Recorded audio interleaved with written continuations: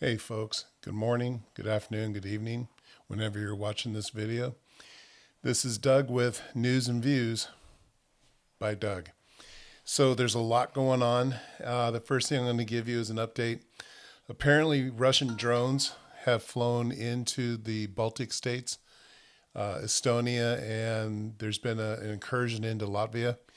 And NATO forces have shot down or fired upon those drones. And then the Russian troops that went into Latvia apparently have already retreated back across the border. So, besides Russians in the Ukrainian war, Russia's pushing buttons with NATO up in the northern parts of NATO. So that's going on in the Iranian conflict with the U.S. So it was reported yesterday, about an hour before we were supposed to start attacking Iran, President Trump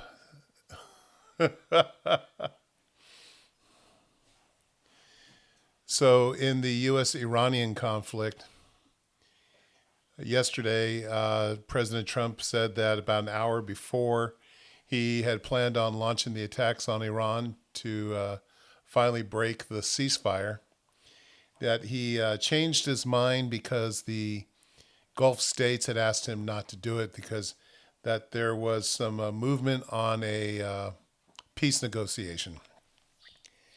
Well, we're never going to know the truth, folks. The Gulf states have said that they don't know what the hell he's talking about.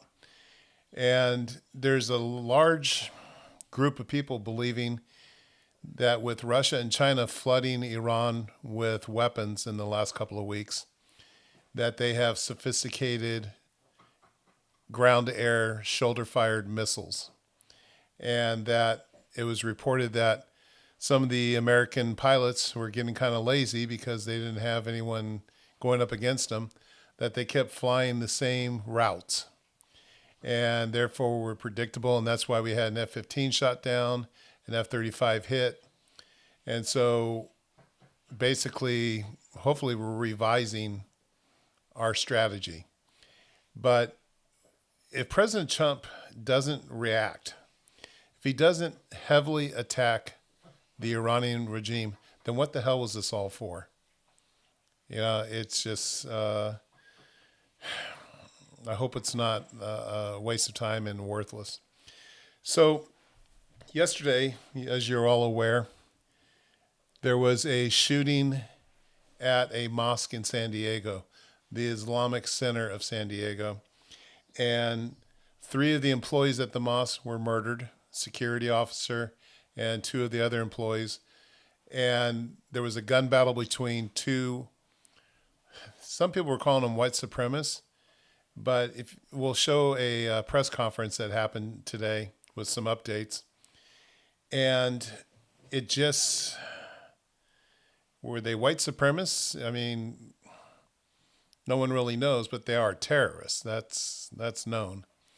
So they killed themselves after they attacked the mosque, and then they actually shot at a Mexican landscaper that was working down the street, and then they supposedly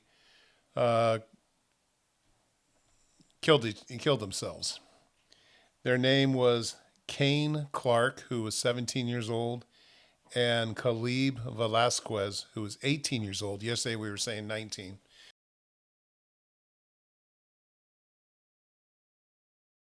But information's come that he was 18. So here it is. We have 2 teens that went to shoot up people.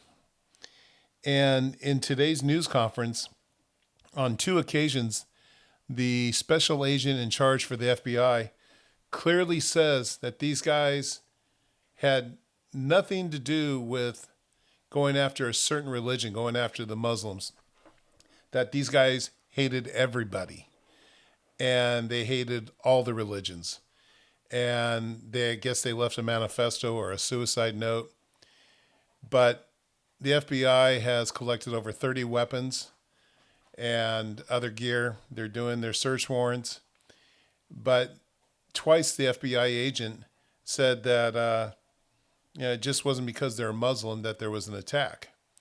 They were pretty much going after any and everybody. can share with you what we know at this time about the case. In coordination with the San Diego Police Department, we're currently conducting extensive interviews with the subject's family and friends.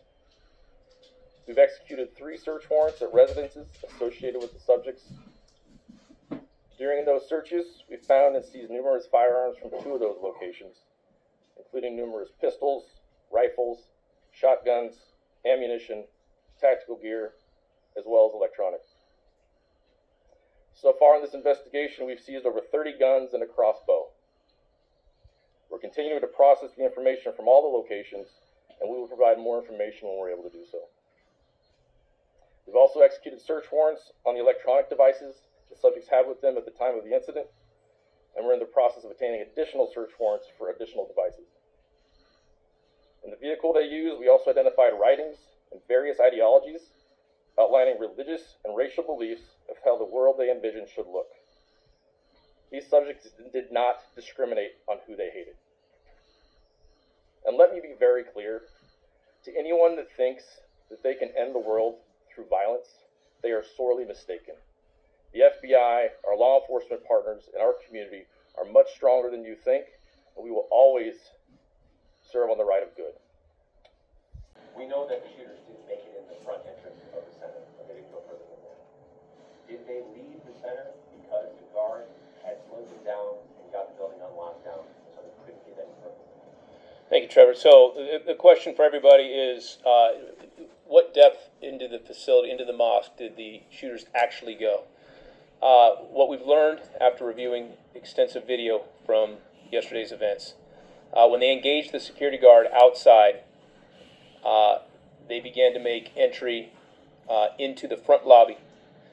While they were engaging in a gun battle with the security guard, ultimately, the security guard was wounded and then killed outside of the mosque. They went back inside. You can understand that the security guard had put out a lockdown protocol. The sound of the gunfire, all of the delay in that gun battle allowed everybody to get out of the main common areas of the mosque and into areas of hiding. So when they began to go through areas of the mosque, they were not running into more victims. As they began to move from room to room, some of the video surveillance shows that they're going into areas where thankfully nobody was at. Ultimately, you can see them look out a window. It's unclear as to whether they could see clearly through that window or not, but you can see one of them point to the window, and then they run out of a door right next to that window and immediately engage the 2 remaining victims outside in the parking lot. And I think that is a significant point for everybody to understand, is when they drew, obviously inadvertently, drew the attention of those gunmen out of the door and out into the parking lot where they subsequently died. What was coming seconds away was hundreds of police officers that everybody that was there yesterday could see. They immediately ran to their vehicle and fled the scene at that point. Yeah, thank you for your question. So I can confirm there has been a manifesto that's been recovered. I would reiterate it's early on in the investigation. We are dedicating every resource the FBI has to conduct a thorough analysis of that manifesto to try to learn what led to this, but I think also more importantly, how can we stop future attacks? So I know there's a lot of questions related to this on the community. What I would just continue to reiterate is they didn't discriminate on who they hated. It covered a wide aspect of races and religions. More than just the Islamic people in that church. Correct. Especially when they nevertheless, in a city that's majority white, specifically picked out a site where they knew there would be immigrants, where they knew there would be Muslims. That doesn't seem to suggest respectfully that they hate them. I would say we're still too early in the investigation to say that the Islamic Center of San Diego was the specific target. We are assessing and analyzing all the evidence. Again, it's very early. We're still looking through electronics to give us the answers. But again, what I can say is they definitely had a broad hatred towards a lot of folks. So one thing about San Diego County is, we're no stranger to attacks on synagogues, churches, and mosques. Many Christian churches here in San Diego have been vandalized. Many synagogues have been vandalized. People running around throwing swastikas, painting them on the walls, and breaking windows and other things. But if you remember back in April of 2019, we had this one guy, John Ernest.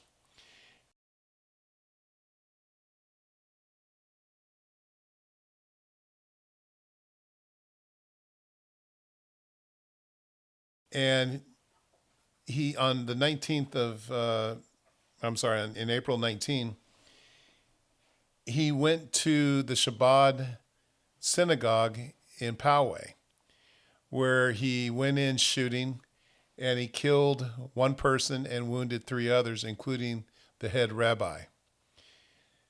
Well, he was captured a couple hours later, but it turns out that about 2 weeks before the attack on the synagogue, he attempted to burn down a mosque in the city of Escondido. And I remember when I was working as a journalist, I covered both of those stories. And, again, here we are.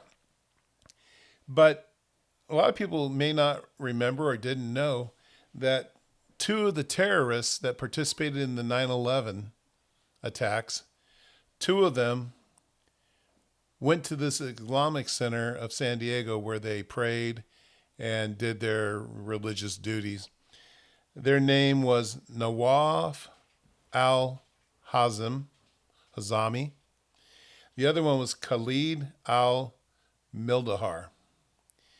And they both attended that Islamic center. Now, something that I came across, I think it was back in March. I'm going to put my glasses on to read this. There is an imam here in San Diego at a different mosque, and he's fairly controversial. His name is Altman ibn Farouk.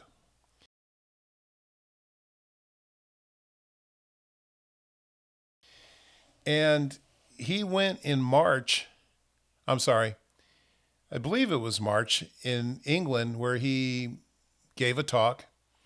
And it was so controversial that the United Kingdom kicked him out of their country and have banned him from ever coming back.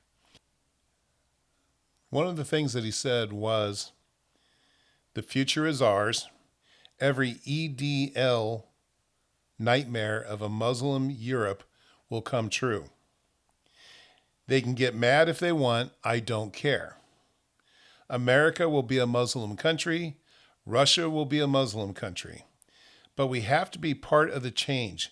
He advised his listeners to be firm in their dawah efforts, which is basically bringing people into the Muslim faith, and to never apologize or water down the religion of Islam.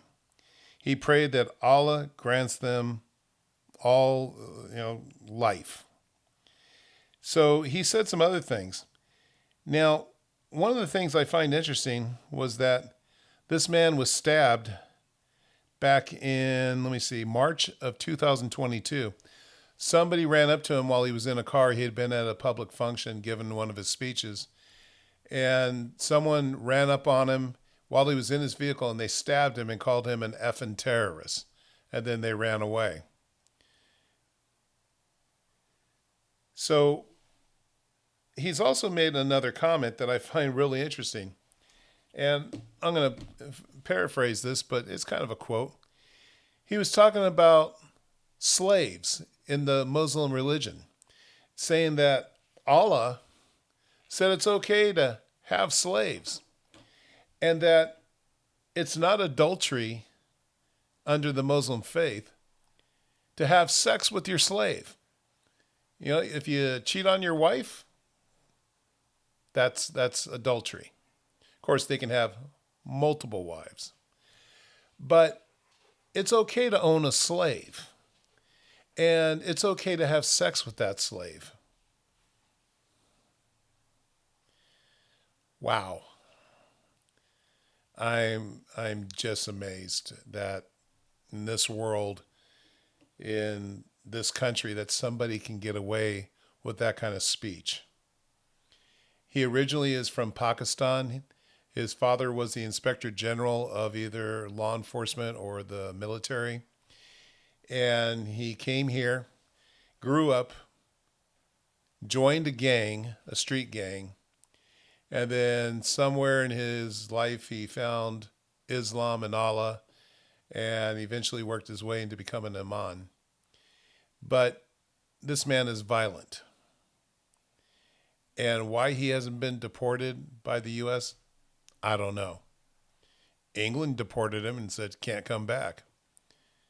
Why not us? Sex with slaves is okay by him. So, folks, times are crazy. There's violence going on around the world. There's terrorist attacks going on around the world. And I'm just telling you, if you see something, say something. Put eyes in the back of your head. Be aware of your surroundings. Be aware of your situations. And just be safe. So if you have an opinion, you'd like to leave a comment, please do so. I'd like to know what you think. And please subscribe and hit the like button. If you don't even like it, hit the dislike button. But I really would like to know your opinion. So, folks, again, I'll never keep saying it. Be safe. Take care.